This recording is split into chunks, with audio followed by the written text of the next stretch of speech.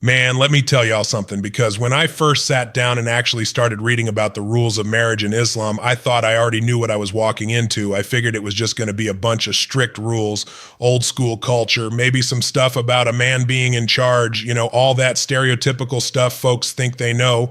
But the more I read, the more confused I got. Not confused like I don't understand, but confused like, wait, how come nobody told me this?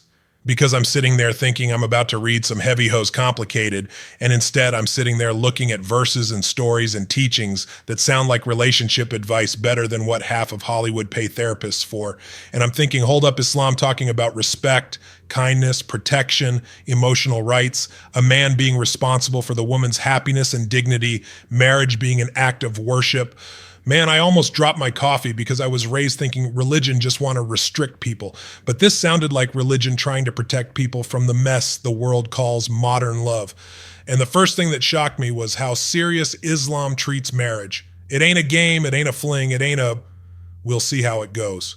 Swipe right if you cute situation. In Islam, marriage is a contract, but not like a cold business deal. No, sir. It's a contract with God as the third witness, meaning if you mistreat somebody, you ain't just breaking their heart, you breaking your deal with the Lord himself.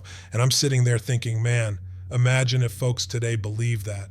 Imagine if every man walking down the aisle knew that if he cheated, if he cursed at her, if he abandoned her, if he laid hands on her, God himself going to question him for it. You wouldn't need no lawyers. You wouldn't need no prenups. You wouldn't need no trust issues playlist on Spotify, because people wouldn't play with marriage if they understood it wasn't just between two humans, it was between a soul and its creator. And the next thing that got me was this idea that a man in Islam ain't just a husband, he is a qawwam. I didn't even know what that word meant. Sounds like something you order at Starbucks. But when I looked it up, it didn't mean boss or dictator or king of the house. It meant maintainer, supporter, guardian, caretaker, meaning God put the man in a position of service, not domination, meaning the man is held accountable for the emotional, financial, physical, and spiritual safety of his wife. Not because she's weak, but because a real man don't ever let the people he loves carry burdens alone. You know how different that is from the nonsense some dudes out here preach. You got fellas today talking about, I'm the man, so she better obey. Islam says you the man, so you better serve. That flipped my whole mind inside out. And the more I read, the more I saw something else. Islam don't just give men responsibilities, it gives women rights, not favors, not gifts. Rights, meaning if a man don't fulfill his obligations, that woman can take it to God in court and demand her rights back. And I said, whoa, hold up. Because I ain't never heard it described like that. The world paints Muslim women like they got no voice, no power, no freedom. But the actual scripture, man, if Muslim women really stood on the rights God gave them, half the men wouldn't even survive the courtroom.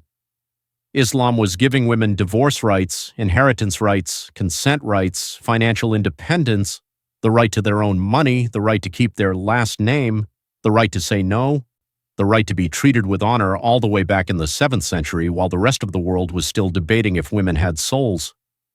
And right then I said, okay, somebody been lying about this religion because this ain't oppressive, this is structured, this ain't controlling, this is protective, this ain't anti-woman, this is anti-disrespect.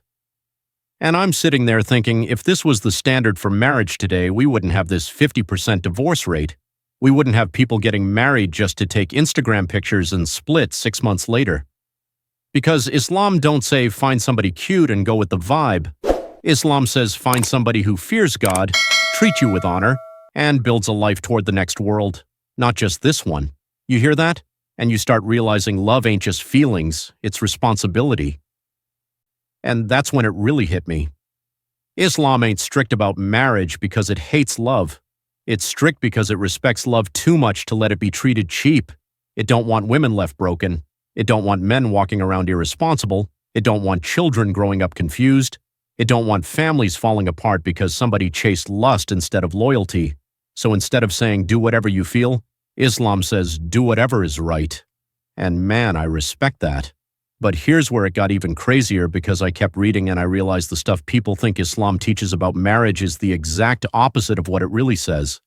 See, the world got this image like Muslim husbands out here just bossing their wives around, tell them what to do, living like some ancient king. But Islam flips the whole script. Islam don't say wife obey your husband. Islam says husband fear God and how you treat your wife. The Prophet Muhammad, peace be upon him, said the best man is the one who is best to his wife. Now let me tell you something. If that rule existed in America, half the dudes wouldn't even qualify to be men, because some of these fellas think being a man is about muscles, money, and being loud. Islam says, no, sir. Being a man is about being patient, gentle, generous, loyal, forgiving. And if you ain't good to the woman God trusted you with, you ain't good. Not in the eyes of God, not in the eyes of the religion, not in the eyes of the angels. And I sat there like, well, damn, that's a whole different scoreboard. And then I learned something even wilder. In Islam, a woman ain't required, not even obligated to cook for her husband. She don't have to clean. She don't have to do laundry. She don't have to do house chores. That ain't her duty. That's his responsibility to provide for, including a maid or whatever's needed if he can afford it. And I said, what you mean to tell me folks out here think Islam is some barefoot in the kitchen religion when the actual religion says she ain't got to lift a spoon unless she chooses to out of love? You mean to tell me all these years people thought Muslim women were trapped when the book literally says her money is her money and his money is also her money? That ain't oppression. That's one of the greatest business deals ever written. And I know some dude right now hearing this going, well, what does a wife do then? Oh, let me help you out, brother. She raises your children, carries your legacy, nurses your bloodline, keeps your house a home, protects your dignity by representing you with honor, guards your secrets, makes your peace the one place in the world you can breathe. And when she loves you, she gives you a type of comfort no man can buy at Walmart. The only reason some men can't appreciate women is because they don't understand value without a price tag on it. And Islam says if a husband makes his wife cry without just cause, the angels curse it, curse it, curse it. Not gently warn him, not send a reminder. Cursing. While if a woman is mistreated, her prayers go straight to God without a barrier. I read that and said, oh, wait a minute. This religion ain't playing. This ain't a joke. This ain't try not to be toxic. This is God saying, I would defend her against you if you fail her. You know how many marriages today would get saved just by fearing that? And then there's the part that made me laugh out loud because Islam even teaches that a husband should be romantic, should smell good, should look good for his wife, should speak with love, should not act like marriage is some I got her so I can chill now situation. One scholar said a man should beautify himself for his wife, the same way he expects her to beautify herself for him. I said, now wait just a minute. Islam out here telling men to get a haircut, smell fresh, and use lotion. Y'all got any room for Baptists in that religion? But then I hit the real shocker. Islam does not say a woman has to marry a man she doesn't want. There is no forced marriage in Islam, none. A woman has the right to say yes or no, and if she's forced, the marriage ain't even valid. You know how many cultures still haven't figured that out while Islam said it 1400 years ago, and yet people out here blaming Islam for the things culture did, not the things God revealed. Folks don't separate the two, so the religion gets blamed for what the village did. That's like me blaming Christianity for a dude who robbed me while wearing a cross necklace. The necklace ain't the thief. The culture ain't the Quran. And then this part hit me so hard I had to put the book down. The Prophet Muhammad said, the most perfect of men in faith is the one with the best character, and the best of you are those who are best to their wives. Meaning, if you want to judge a man's religion, don't watch how he prays. Watch how he treats the woman he married, because anybody can fake devotion in front of people, but only a real believer shows devotion behind closed doors.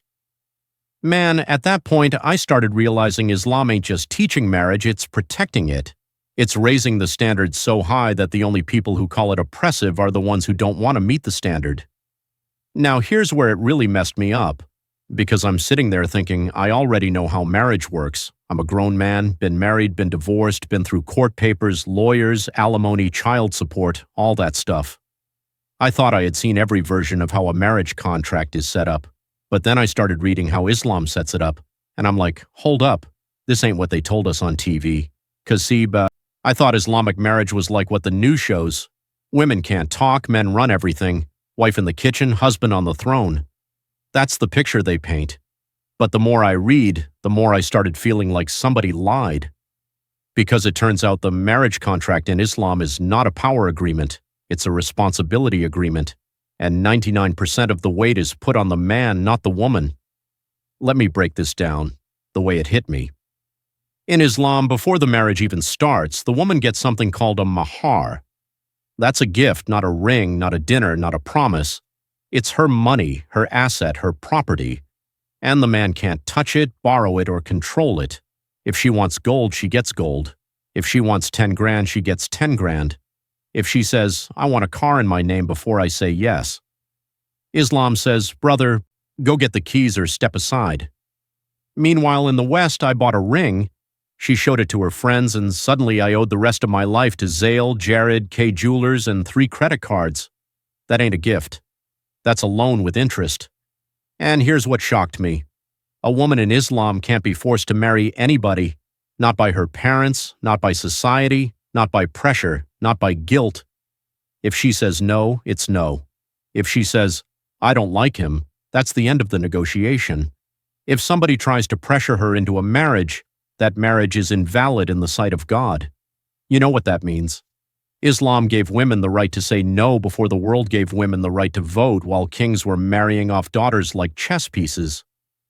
Islam said a woman's heart is not a bargaining chip, and nobody talks about that part.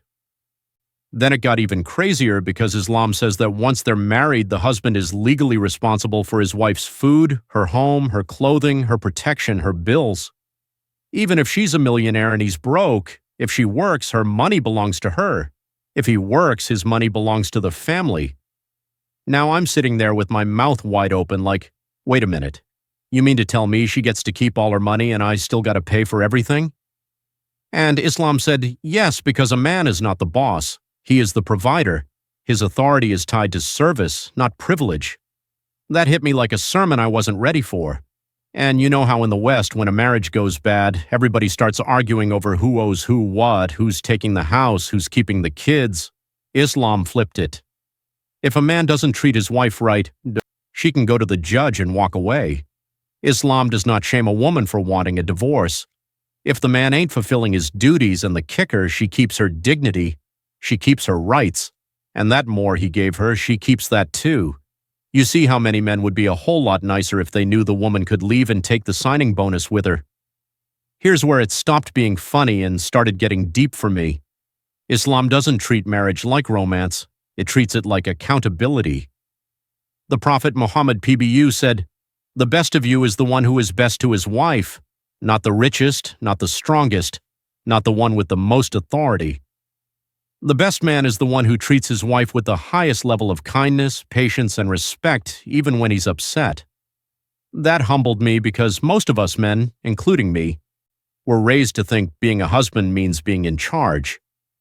Islam said being a husband means being responsible, being gentle, being patient, being a leader that serves, not dominates. And let me tell you, when I got to that part, I had to push the book back and just sit there because every time I hear people say Islam oppresses women, and then I look at what's actually written, I start thinking, maybe the world don't hate Islam. Maybe the world just hates rules that make men step up and stop being selfish. Because when a religion says she don't have to cook for you, she don't have to clean for you, she don't have to pay for you, but you still gotta love her, protect her, and spend on her, that ain't oppression. That's God telling men, if you want to be the leader, you better act like the one who serves first. And the funniest part, every time a dude finds out he got a spin and she got no financial obligation, he goes, man, that's unfair. But that's because we're thinking like men who were raised in a world where marriage is about what we get. Islam says marriage is about what we give. She gives love, loyalty, home, family stability. He gives protection, provision, honor, and effort. It's not 50-50, it's 100-100. Each person gives fully in their lane. And I'll be real with you. If I had known this stuff at 25, I would have had a whole different approach to marriage. I would have understood that if a man is going to lead, he better be somebody worth following. I would have understood that a woman ain't a sidekick. She's a trust from God. I would have understood that marriage ain't about finding someone who makes you happy. It's about becoming someone God won't be disappointed in. Because the more I study it, the more I realized Islam didn't make women oppressed. It made men responsible. And a lot of men don't like that, so they call it oppressive. And the more I sat with all this, the more I realized something that honestly humbled me as a man. We live in a world where everybody wants the title of husband, but very few want the burden that comes with it. We want a wife who respects us, but we don't want to live in a way that earns respect. We want loyalty, but we don't want accountability. We want a woman to submit, but we don't want to be the kind of man a woman feels safe submitting to. And Islam doesn't play that game. Islam says you want leadership. Then you answer to God for every tear she cried, every night she felt unprotected, every moment she felt unvalued. That right there will sober a man up fast. See, once you understand the weight of marriage in Islam, you stop asking, what is my wife supposed to do for me? And you start asking, how am I supposed to show God I deserve this woman at all? That's a whole different level of manhood. That's not ego, that's responsibility, that's not dominance, that's discipline. And I'll be honest, a lot of the stuff people mock about Islam is really just stuff that exposes how selfish we become. We don't want rules that make us better. We want excuses that make us comfortable.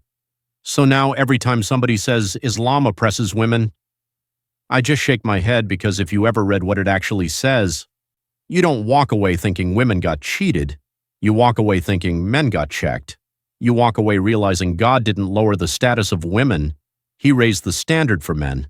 And for a man who actually wants to be a good husband. That ain't a threat, that's a blueprint. Because at the end of the day, marriage in Islam is not about who's in control. It's about who's in service. It's not about two people using each other. It's about two people helping each other get to heaven.